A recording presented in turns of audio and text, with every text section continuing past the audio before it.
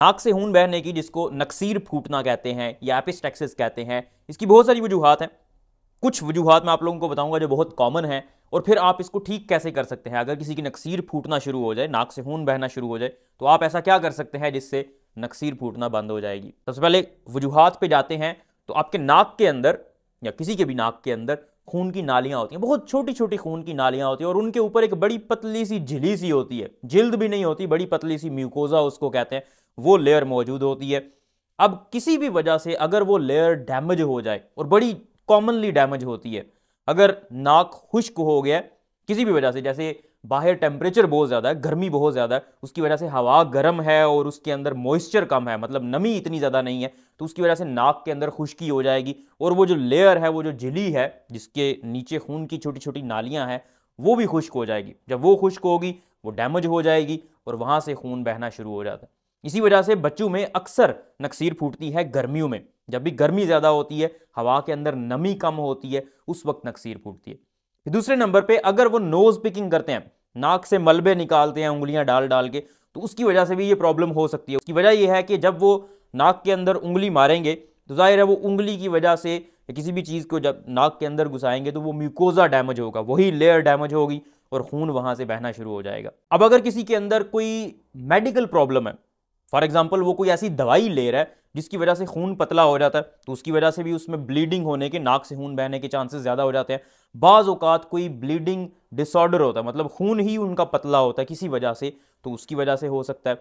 कोई ट्रॉमा हो गया, नाक पे चोट लग गई है, तो उसकी वजह से खून बहना शुरू कर सकता है। बाज़ औक़ात बहुत रेयर सर्कमस्टांसिस में होता है कि नाक के अंदर कोई ट्यूमर वगैरह, कोई रसोली वगैरह ग्रो कर रही है, उसकी वजह से भी ये हो सकता है। तो ये कुछ कॉजेज़ हैं, वजूहात हैं जिसकी वजह से नाक से खून बहता है, नक्सीर फूटती है। अब आते हैं इसके इलाज की तरफ कि अगर किसी की नक्सीर फूटना शुरू हो जाए, तो आप ऐसा क्या कर सकते हैं जिससे वो नक्सीर रुक सकती है। पहले नंबर पे आपको पता होना चाहिए कि 10 से 15 मिनट, ये कोई बहुत बड़ी ब्लीड नहीं होती, मतलब थोड़ा थोड़ा खून बह रहा होता है, तो इसलिए पैनिक करने की ज़रूरत नहीं है, घबरा नहीं जाना आप लोगों ने कि पता नहीं मर गए मिट गए।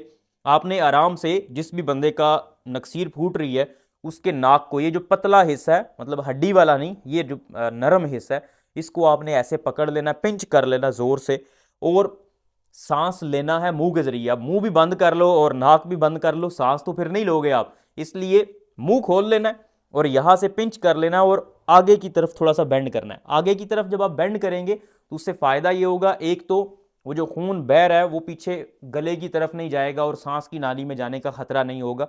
फिर उसके बाद खून की सप्लाई थोड़ी सी नाक के अंदर कम हो जाएगी, उसकी वजह से ब्लीडिंग के रुकने के चांसेस और बढ़ जाएंगे।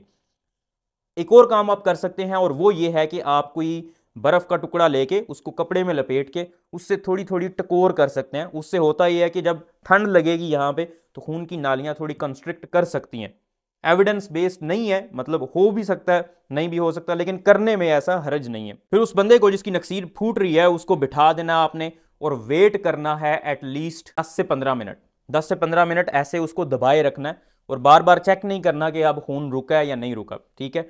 हाँ, अगर 10 से 15 मिनट हो गए हैं और मरीज अभी तक उसका खून बहना रुका नहीं है, या फिर उसमें कोई और अलामात आना शुरू हो गई हैं, वो डिजी फील करना, मतलब उसको चक्कर आना शुरू हो गए हैं, या वो बेहोश हो गया, या कोई और अलामात भी आना शुरू हो गई हैं, तो फिर फौरी तौर पे हॉस्पिटल जाना है। या फिर 15 मिनट हो गए हैं और अभी तक ब्लीडिंग रुकी नहीं, खून नहीं रुका, तो फिर आपने हॉस्पिटल चले जाना है। हॉस्पिटल में इसका इलाज मौजूद है। बाज़ औक़ात वो कॉटरी करते हैं, मतलब खून की नालियाँ जहाँ से, वो छोटी छोटी खून की नालियाँ जो बह रही हैं, वहाँ पे जाके कॉटरी कर देते हैं, मतलब उनको बंद कर देते हैं थोड़ा सा करंट लगा के, या फिर नेज़ल पैकिंग करते हैं, वो पट्टी सी होती है वो नाक के अंदर घुसा देते हैं, उससे भी ये ख़त्म हो जाता है। हाँ, अगर ब्लीडिंग रुक गई है, तो क्योंकि मैंने आपको बताया कि वहाँ पे थोड़ी सी सूजन हुई होती है, या फिर इन्फेक्शन हुआ होता है, तो उसको ठीक करने के लिए फिर कोई टॉपिकल क्रीम दी जाती है जो आप नाक के अंदर लगाते हैं, मुख्तलिफ नामों से आती है। एंटीसेप्टिक होती है, मतलब वो जो थोड़े बहुत जरासीम वगैरह होते हैं उनको वो ख़त्म कर देती है। ये नक्सीर की वजूहात हैं और उसका इलाज है। उम्मीद है आपको ये वीडियो पसंद आई होगी। इसको लाइक करें, इस वीडियो को अपने प्यारों तक ज़रूर शेयर करें। गर्मियों में एहतियात ज़रूर करें, अगर बहुत ज़्यादा गर्मी है तो बाहर ना निकलें बिला वजह, और अपने आप को वेल हाइड्रेटेड रखें, क्योंकि जब डिहाइड्रेशन होगी, नाक के अंदर खुश्की होगी या सोजिश होगी, तो उसकी वजह से ब्लीडिंग हो सकती है। फिर नाक के अंदर ये जो नोज़ पिकिंग की हैबिट है बच्चों में स्पेशली, उनको चाहिए कि इसको किसी और हेल्थी एक्टिविटी से रिप्लेस कर दें। नाक से मलबे निकालना is not a healthy activity.